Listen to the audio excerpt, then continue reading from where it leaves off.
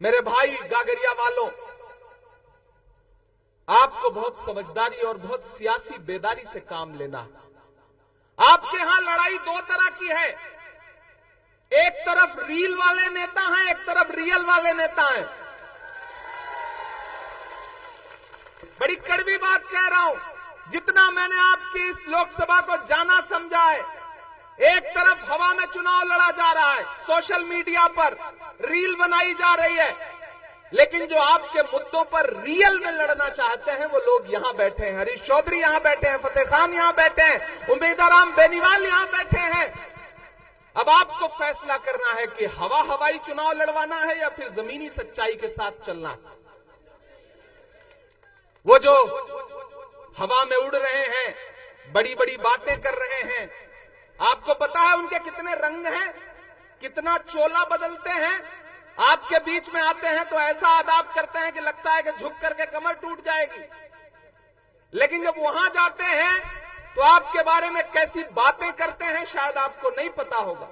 अभी पिछले दिनों तो आपने धोखा खाया ना, बना के विधायक भेजा, उसके बाद क्या हुआ?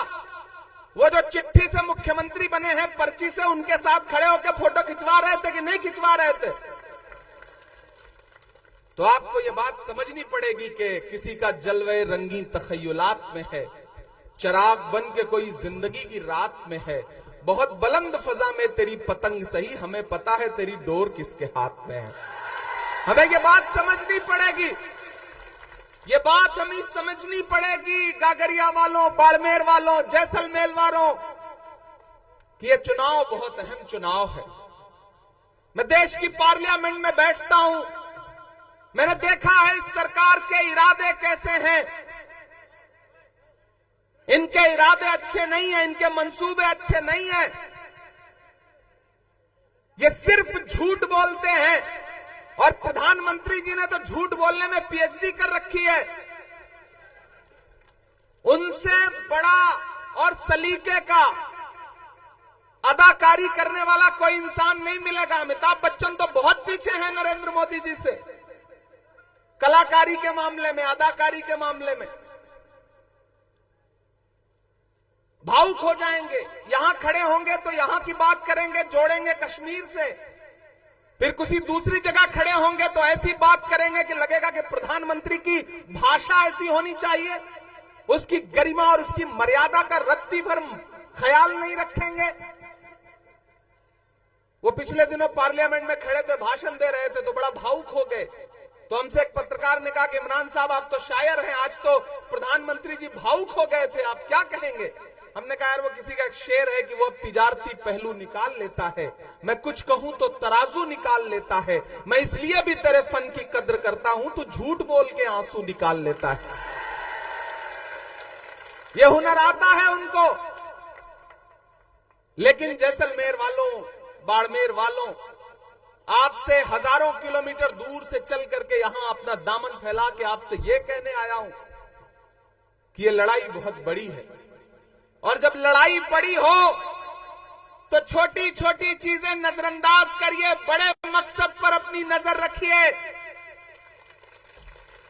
इस बार लड़ाई हिंदुस्तान के आईन को बचाने की है, संविधान को बचाने की है, जमहूरियत को बचाने की है।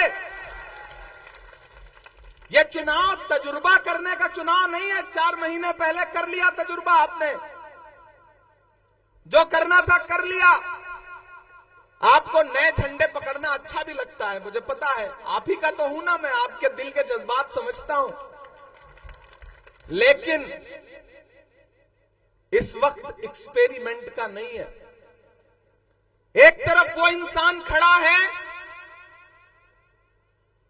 जो इस देश में एक नारा लगा रहा है कि नफरत छोड़ो, भारत जोड़ो, जो एक नारा लगा रहा है कि मुझे नफरत के बाजार में मोहब्बत की दुकान खोलनी है, और एक तरफ भाजपा वाले हैं जिन्हें हर बाजार में नफरत की दुकान खोलनी है। ऐसे में आपको चुनना पड़ेगा कि आप किसके साथ खड़े हैं। और मैं तो आपसे एक बहुत बड़ी बात कहने आया हूं, मुझे याद है 2022 7 सितंबर की वो सुबह, हरीश चौधरी जी भी मौजूद थे। वो सुबह आपको भी याद होगी।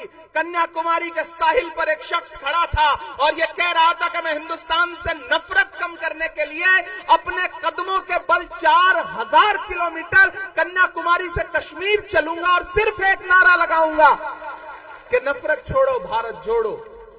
भारत को जोड़ने के लिए 4000 किलोमीटर वो शख्स चलता रहा। मुझसे पत्रकारों ने कहा कि इमरान साहब, आप राहुल गांधी के कंधे से कंधा मिला के चल रहे हैं, आप तो शायर हैं, आप क्या कहेंगे? तब मैंने कहा था कि जो हर जालिम से टकराएगी वो आंधी बनाऊंगा, जो हर जालिम से टकराएगी वो आंधी बनाऊंगा।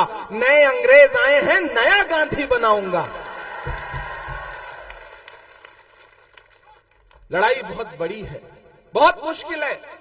एक तरफ झूठे लोग खड़े हैं, एक तरफ सच्चा इंसान खड़ा है जिसका नाम राहुल गांधी है, और हम सारे लोग उसके सिपाही बनकर के आज आपके बीच में खड़े हैं। एक तरफ भाजपा के लोग हैं जिन्हें झूठ के अलावा कुछ नहीं आता, वो ऊपर से लेकर नीचे तक। वो भाजपा के एक मंत्री एक गांव में पहुंचे, हरीश भाई, उन्होंने गांव वालों को इकट्ठा किया, बोले गांव वालों आओ, हम तुम्हारी समस्या खत्म करना चाहते हैं। गांव वाले भोले भाले थे, आपकी तरह, गागरिया के लोगों की तरह, वो इकट्ठे हो गए। तो मंत्री जी ने कहा कि बताओ तुम्हारी क्या समस्या है, मैं तुम्हारी समस्या खत्म करूंगा। तो गांव वालों ने कहा साहब हमारी 2 समस्या है। बोले बताओ, खत्म कर दूंगा। तो गांव वालों ने कहा पहली समस्या यह है कि हमारे गांव में कोई हॉस्पिटल नहीं। तो मंत्री जी ने फोन निकाला, पता नहीं कौन सा नंबर डायल किया और लगे हड़काने फोन पर कि कल तक मुझे इस गांव में एक हॉस्पिटल चाहिए। अधिकारियों सुन लो, कल तक हॉस्पिटल चाहिए। ये कहकर के उन्होंने फोन रख दिया। बोले देखो मैंने तुम्हारी पहली समस्या खत्म कर दी, दूसरी समस्या बताओ। तो गांव वाला ने कहा साहब हमारी दूसरी समस्या यह है कि इस गांव में मोबाइल का कोई नेटवर्क ही नहीं है। ये हैं भाजपा के लोग, इन्हें झूठ बोलने के अलावा कुछ नहीं आता। 2013 में झूठ का एक नारा दिया था उन्होंने ना कि बहुत हुई महंगाई की मार, अब की बार मोदी सरकार, और देश ने भरोसा कर लिया। अंजाम क्या हुआ? जो 58 रुपए लीटर पेट्रोल डीजल था वो 100 के पार पहुंच गया। गैस सिलेंडर 400 से 1000 के पार पहुंच गया। आटा, चावल, दूध, दही, पनीर, छाछ, लस्सी, किस चीज पर महंगाई नहीं आ गई? ये भाजपा की सरकारें फिल्में टैक्स फ्री करती हैं और कफन पर जीएसटी लगाती हैं। आपको समझना पड़ेगा ये बात। ये चुनाव बहुत अहम चुनाव है। यहां सारे समाज के लोग बैठे हैं, 36 कौम के लोग बैठे हैं। एक लफ्ज होता है उम्मीद, और एक उससे भी ऊपर जाकर के तब फिर उम्मीदा होता है। उम्मीद से भी आगे का एक लफ्ज है। तो आपको प्रत्याशी भी कमाल के मिले हैं। उम्मीदा राम बेनीवाल जी के बारे में मैं बहुत सुनता रहा हूं। आज जब वो बोल रहे थे तो मैंने महसूस भी किया कि निहायत ही शरीफ प्रत्याशी कांग्रेस पार्टी ने आपको दिया है। अब शरीफ इंसान की लाज बचाना आपकी जिम्मेदारी है। शरीफ इंसान की लाज बचाना आपकी जिम्मेदारी है। गागरिया वालों, अनेकों प्रश्न ऐसे हैं जो दोहराए नहीं जाते, बहुत उत्तर भी ऐसे हैं जो बतलाए नहीं जाते। मेरी ख्वाहिश है तुमको चांद तारे तोड़कर दे दूं, मगर चादर से बाहर पांव फैलाए नहीं जाते। और यही सब सोच करके ही हमें दिल में जगह देना कि घर आए हुए मेहमान लौटाए नहीं जाते। मैं रात अकोला में था, महाराष्ट्र में, उससे पहले नांदेड़ में था। मैं पूरे देश का माहौल आपको बता रहा हूं। केरल में चुनाव प्रचार के बाद उत्तराखंड था, उत्तराखंड से उत्तर प्रदेश गया, बिहार गया, जम्मू कश्मीर गया, महाराष्ट्र गया, आज यहां खड़ा हूं। कल बिहार में रहूंगा, पश्चिम बंगाल में रहूंगा। पूरे देश में एक बात, एक माहौल है कि दक्षिण भारत में भाजपा साफ और उत्तर भारत में भाजपा हाफ। एक नारा पूरे देश में है। ये जो प्रधानमंत्री जी बता रहे हैं हमें इतनी सीट आ रही है ना, ये वही तो प्रधानमंत्री हैं जिन्होंने कहा था 15 लाख आपके खाते में आएंगे। जैसे वो जुमला था वैसे ये भी जुमला है, इससे ज्यादा कुछ भी नहीं। किसी जुमले के झांसे में मत आना, किसी जुमले के झांसे में मत आना। आप बाड़मेर, जैसलमेर की ये सीट जिता करके दे दीजिए। इमरान प्रतापगढ़ी और हरीश चौधरी आपसे वादा करते हैं कि दिल्ली में इंडिया अलायंस की सरकार बना करके देंगे आपको। मैं पूरे देश का माहौल देख करके आ रहा हूं, इसलिए आपसे ये बात कह रहा हूं। और गागरिया वालों, आप बड़े जिंदा दिल लोग हैं, बड़े भोले लोग हैं। आपके बारे में हम दिल्ली में बैठ करके कहानियां सुनते हैं। आपसे बस इतना कहना चाहते हैं कि ये ए टीम, बी टीम सब एक हैं। ऊपर का खोल उतारोगे तो अंदर सब एक हैं, एक जैसे हैं। और आपको बस इतना समझना है कि बार बार गलतियां नहीं की जाती हैं। एक गलती आपने करी और वो गलती भी वक्त और हालात की वजह से हो गई।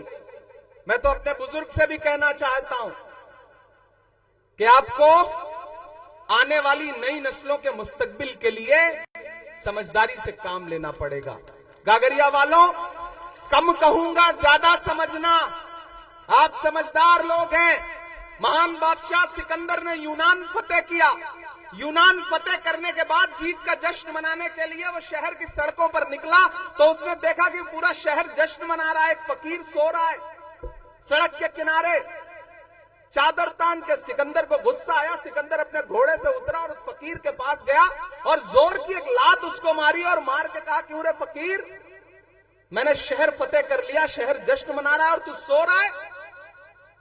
उस फकीर ने उनींदी आंखों से सिकंदर की तरफ देखा और देख करके कहा कि शहर फतेह करना बादशाहों का काम है, लेकिन लात मारना गधे का काम है। क्या खुदा की कायनात में इंसानों की इतनी कमी हो गई है जो उसने बादशाहत एक गधे के हाथ में सौंप दी? लात तो आपको भी पड़ी, हमको भी पड़ी।